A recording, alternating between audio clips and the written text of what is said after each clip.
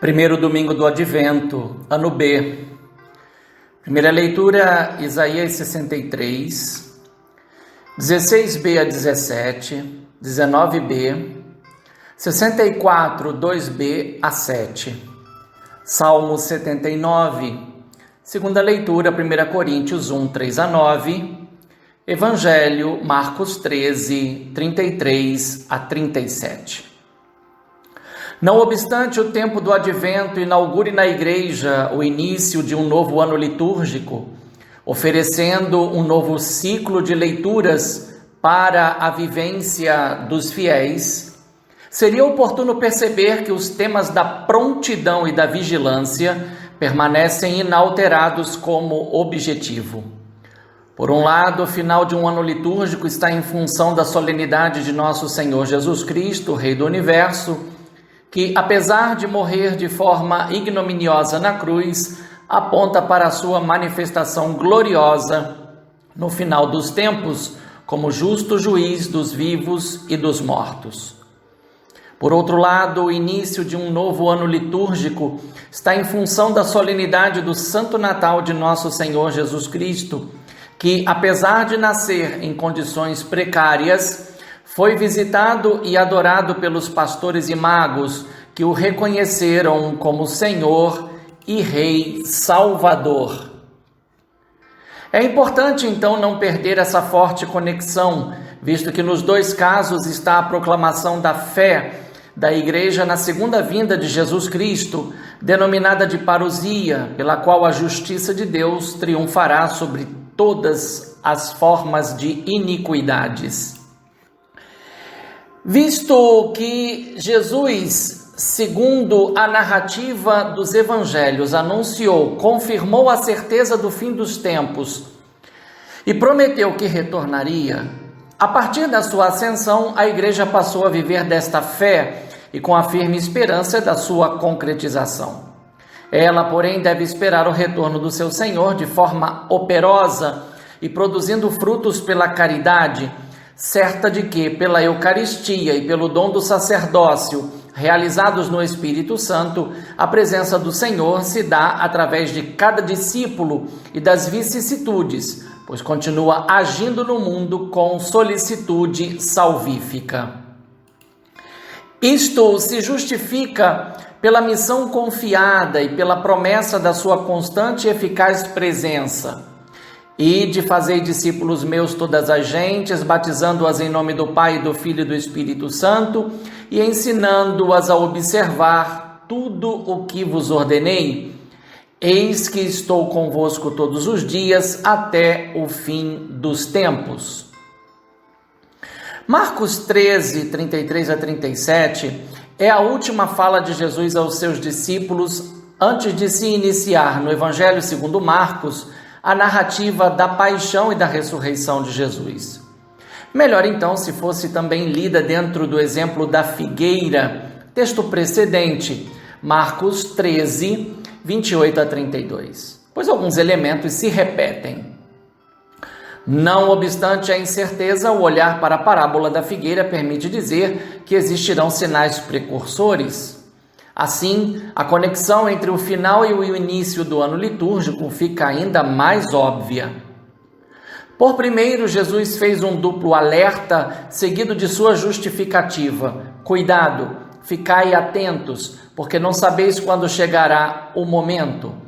Na justificativa estão dois elementos, a ignorância dos discípulos e a certeza da chegada do momento.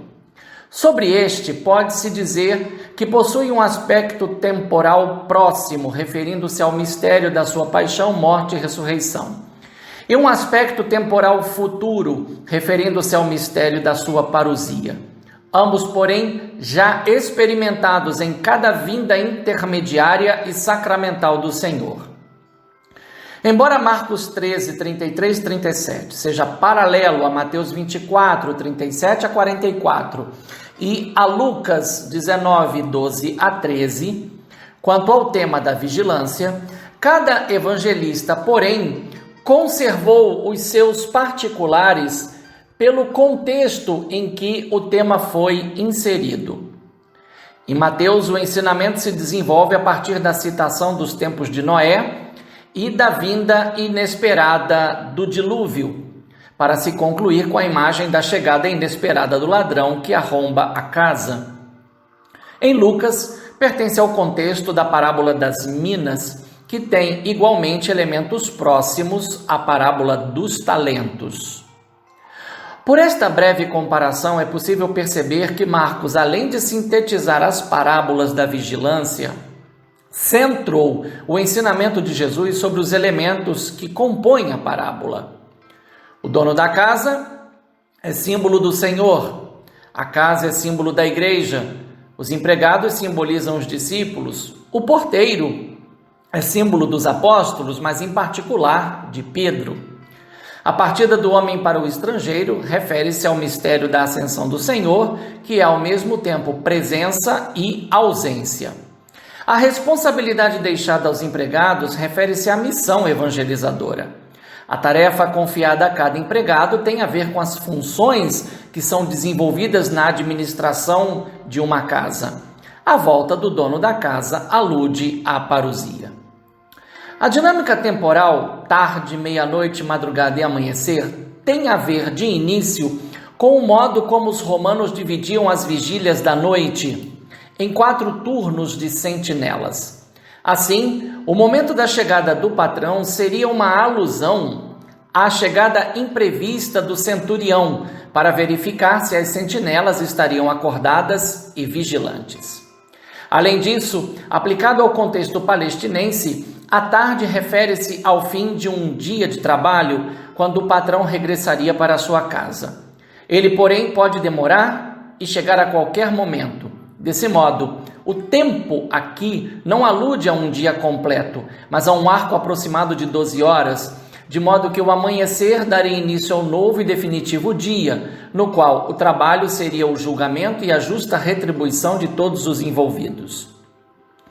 No tocante às funções atribuídas, pode-se dizer que elas têm a ver com os modos pelos quais o Espírito Santo se manifesta e suscita a diversidade dos carismas na igreja para sua edificação. Contudo, a vigilância exigida pelo Senhor também tem a ver com a compreensão de que essa diversidade deve ser acolhida e vivida na unidade dos carismas e ministérios. Nesse sentido, o ensinamento de Paulo em 1 Coríntios 12, 4-11, 28-39, serve perfeitamente como exemplo. A vigilância exigida encontra no versículo 30 uma confirmação e uma motivação. Na primeira está a ênfase na certeza da vinda do Senhor de forma inesperada. Na segunda, evoca-se o papel da sentinela de uma cidade, sempre acordado para anunciar a chegada de algum perigo.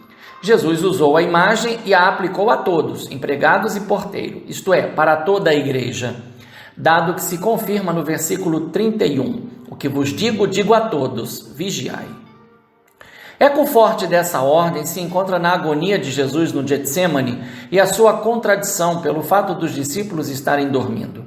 Além disso, é possível notar nessa ordem final inúmeros desdobramentos, dentre os quais a capacidade de ver os sinais dos tempos e, nestes, perceber a presença e a ação do Senhor que continua agindo na história. Tudo somado, cada cristão é chamado a viver em função de um horizonte certo, a vinda imprescindível do Senhor. Tal desenvolvimento se encontra presente no primeiro escrito do Novo Testamento, a primeira carta de Paulo aos Tessalonicenses. Portanto, desde os primórdios da igreja, os temas da vigilância e da prontidão foram assumidos como atitudes básicas e irrenunciáveis na vida cristã, que se inicia com a vigília pascal e pode ser perfeitamente identificável na alusão temporal, tarde, meia-noite, madrugada ou amanhecer. Não se pode esquecer que, segundo a narrativa, Jesus foi sepultado no fim do dia, transcorreu todo o sábado no sepulcro, ressuscitou na madrugada do terceiro dia e apareceu para as mulheres ao amanhecer. É vivendo o mistério pascal que a igreja se prepara para experimentar o dia definitivo e sem ocaso que se inaugura com a parousia. Sob essa ótica, é basilar a afirmação de que o Senhor não busca surpreender os discípulos como fazia o centurião com as sentinelas.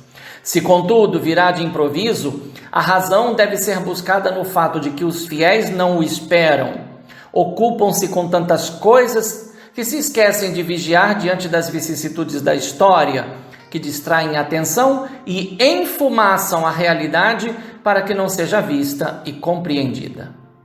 A lamentação ou queixa nos lábios de Isaías, em forma de oração, exemplifica bem o que pode acontecer com o povo de Deus quando deixa de ser vigilante, afunda no pecado. Por isso, o profeta se dirige a Deus na certeza de que a salvação pode acontecer se ele se voltar para o seu povo como um pai que não abandona um filho extraviado. Essa esperança do profeta se concretizou de fato, pois Deus enviou o seu Filho unigênito não para julgar o mundo, mas o entregou como preço do resgate pela humanidade. Tal graça, como afirma o apóstolo Paulo, deve se multiplicar na vida dos novos filhos e filhas que foram gerados em Jesus Cristo para testemunharem entre si e no mundo a força da unidade e da comunhão de vida com Ele. É assim que se vive o duplo mandamento do amor e a força do ut unum sint, que sejam um. Um bom e santo primeiro domingo do Advento, no Senhor. Um fraterno abraço, Padre Leonardo Agostini.